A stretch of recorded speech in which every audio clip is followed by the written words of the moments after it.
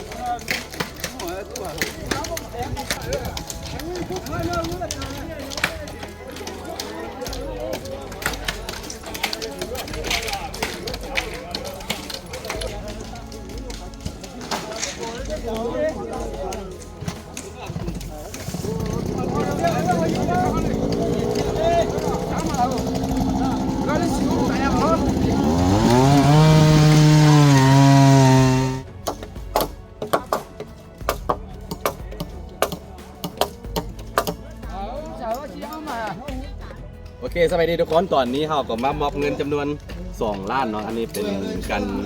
อุปถัมภ์เนาะจากอันไอ้คำมั่นเนาะซื้อขายรถมือ2เด้อนี่เด้อเนาะอันนี้เราก็มอบให้อันนั้นเจ้าของเงินนี่เนาะเป็นซึ่งเป็นเอ้ยของเพิ่นเอ้ยคิงๆเนาะนี่จะเป็นเงิน2 ล้านกีบเด้อเพราะว่าตอนนี้มันบ่เหลืออย่างแล้วนะทั้งกระสีเพื่อนนี่ทั้งหมดไปเลยบ่ได้มีหยังเนาะรวมทั้งข้าวสารข้าวเปลือกเนาะเปลือกว่า2 ตันน่ะไปหมดบ่เหลือมีหยังเนาะบอกเลยว่าเขาได้ขอความช่วยเหลือนำไอ้คำมั่นผู้ซ่าเนาะซื้อขายรถมือ2อยู่เวียงเนาะผู้ใดต้องการรถไม่ยังเนาะสามารถไปสอบถามเพิ่นได้เด้อขอบใจเนาะขอบใจแม่ใหญ่ตอนนี้เขาซื้อมอบแล้วเนาะให้ผมไปเด้อ ถ่ายรูปดิ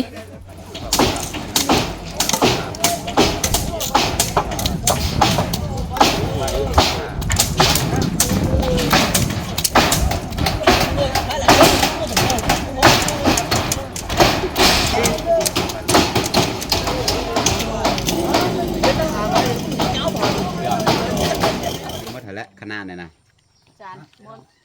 ข้าวไปหมดแล้ว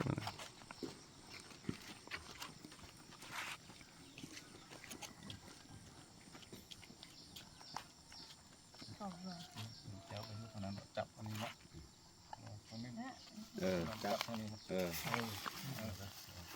จับไปทางนั้นจับอันนั้นจับจับวันนั้นเลยวันนั้น บ่อันน่ะเกี่ยวจับเหมาะจับไผ่แม่นี่นะมือนี้ไม่เกี่ยวจับอันนี้กระอันนี้กระอันเรียกเขาฮักกันเรียกเขาดีกว่าจะเรียกเขามาทางนี้ไหนบ่แสดงความเสียใจเนาะก็ตั้งหน้ากองบัญชาการทางเมืองแสดงความเสียใจที่ว่าครอบครัวพวกเราเกิดไฟไหม้เรือนในโอกาสนี้ก็กองบัญชาการเมืองก็ด้วยความหักความแพงเป็นห่วงเป็นใยก็มีน้ำจิตน้ำใจเล็กๆน้อยๆมาช่วยครอบครัวเนาะพวกเจ้าเพื่อมันน้อยก็ตามแต่ว่าแสดงความสามัคคีแสดงถึงความหักแพงมีแนวของหักกับเพลงกันไปคือเก่าเนาะความเสียใจเสียโตการเห็นการสร้างมีแนวก่อเบื้องแง่งสูงเลือกันเนาะเราก็มีเล็กๆน้อยๆคือแนวนี้มีเงิน500,000และมีเครื่องจำนวนหนึ่งนาคมการทานเมืองมาช่วยเนาะนี่นั่นนะ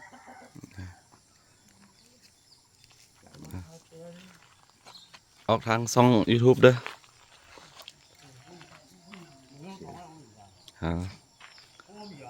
ขอบใจในทางงานพี่ๆน้องๆทางงานกองบัญชาการทหารเมืองเพิ่นเนาะมาช่วยเหลือปัจจัยที่จำเป็นเนาะพร้อมพระเสื้อกับเงินจำนวนหนึ่งอย่าหมูมาเลยหรออย่าหมูมาเลยในตอนนี้เฮือนหลังนี้ครับก็สร้างแล้วไปหมู่บ้านนี่ เฮ็ดแบบชั่วคราวไว้ก่อนเป็นอันเฮือนครัวแรงงานชาวบ้านก็ช่วยกันเนาะพลไม้พลมือแล้วก็ไอ้น้องทหารเขาก็มาเมื่อวานนี้9 คน10 คนช่วยกันยามลำบากจำเป็น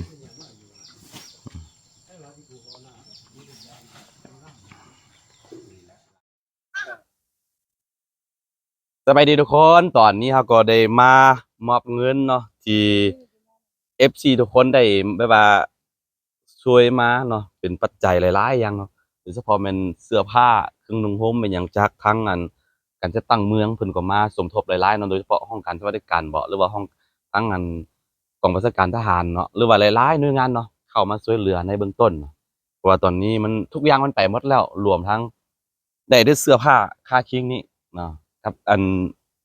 ข้าวกินเนาะข้าวเปลือกมันยังก็ไปหมดเนาะบ่เหลือมีหยังเนาะก็เลยว่าเบื้องต้นทั้งเมืองเพิ่นก็ได้มาช่วยแล้วก็อีกอย่างหนึงเราก็ได้ไปขอนำพี่ๆน้องๆที่เฮาฮู้จักเนาะหลายๆคนเนาะมาสมทบกันโดยเฉพาะอันนี้2ล้านอันนี้มาจากโรงแรมเปายี่เด้อเนาะโรงแรมเปายี่ตั้งอยู่ทางนาเตยเนาะบ้านนาเตยแล้วกับอันสาขาที่สาขา2เนาะอยู่นาเตยแล้วกับสาขาที่1มันอยู่เมืองนาหม้ออุดมไซเด้อถ้าผู้ใดไกลไปไกลมาก็อย่าลืมไปแวะไปพักได้เนาะนี่คือขอบใจทั้งอันเซลล์ไซรัมเนาะ2ล้านขอบใจทั้งเจ้าของเงินแล้วก็เป็นเงินได้มาจาก FC เนาะหลายๆคนพี่ๆน้องๆเนาะ7,800,000กีบเนาะเขาก็มอบให้เนาะแล้วก็ยังเหลือ2ล้านปลายค่าสังกะสีเขายังบ่ได้ไปจ่ายเทื่อเนาะแต่ว่าเดี๋ยวเขาสิไปเคลียร์ตำหลังอันนั้นน่ะบ่เป็นหยังนะอันนี้ก็เขาก็มอบให้เจ้าของ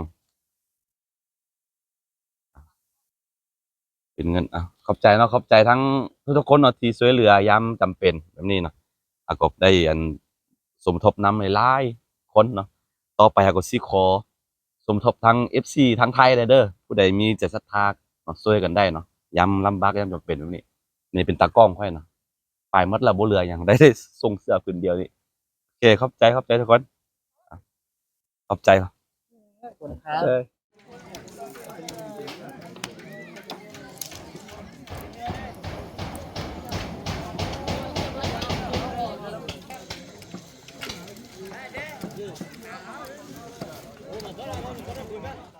ตอนนี้ผ่านไปวันที่3เนาะตอนนี้ฮะก็สร้างไปสำเร็จแล้วเฮือนหลังน้อยๆของเราคือตัวเฮือนแบบว่า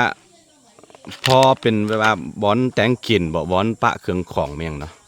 ตอนนี้ฮะก็แล้วไปเดี๋ยวสิพาไปเบิ่งข้างในกันอันนี้ก็คือแรงงานเนาะแรงงานมาจากชาวบ้านบวกกับอันไอ้น้องทหารจากเมืองเนาะมาช่วยเหลือกันเอาแห้งกันนี่ตอนนี้คือสิ่งที่สำคัญที่สุดก็คือเรื่องอันนี่แหละเครื่องใส่เครื่องของนี่แหละเสื้อผ้าเนาะขาดเขินแฮงเพราะมันไปหมดได้บ่เหลือหยังอันนี้ก็ที่เห็นนี่ก็มาจากหลายๆหน่วยงานมาสมทบกันเนาะพี่ๆน้องๆแล้วก็หน่วยงานทางราชการเพิ่นก็มาช่วยได้มาซ้ำนี้ยังเสื้อผ้าอาหารการกินเนาะสำคัญเพราะว่าสางข้าวมันไปหมดเลยเด้เขาเปลือกไปหมดแล้วเนาะคือยังในเดียวนะเพราะว่าเขาก็รอท่าแต่ฮอตอันสิ่งที่เขาปลูกของฝั่งเนาะฮอตแล้วจึงมีเงินสร้างนะบ่แม่นนี่ถ้าว่าเขาแล้วตอนนี่คันแล้วบ้านตัวนี้แล้วก็มันก็บ่สิบ่ไม้ก็ไม้ที่เฮือนนะสิเครื่องของก็มันสิบ่ไม้นะแต่ว่าเขาบ่ได้แล้วตัวนี้เนาะก็เลยว่ามันไปหมดเลยบ่ได้จักอย่างรถมอเตอร์ไซค์2คันไปมี3คันแต่ว่าคันนึงค่อยยู่ออกไปได้เนาะนี่คือคันนั้นเขาก็ได้มาแล้วก็เฮือนหลังนี้เนาะเฮือนหลังนี้ก็ไม้น้อยนึงนี่ตัวสังกะสีมันกระเบื้องตั้งสีหั่นเขาหาก็เปลี่ยนไปเนาะโชคดีที่มื้อนั้นค่อยอยู่เฮือนแล้วค่อยดับได้เนาะบ่แม่นเนี่ยคันว่าลามตัวนี้ไปนี่มันไปหมดทั้งหลายบ้านเลยในหมู่บ้านนี่เนาะหลายหลังคาเฮือนอะไรไปหมดเนาะรวมทั้งเฮือนค่อยน้ำเนาะไปหมดแต่ว่าโชคดีเนาะ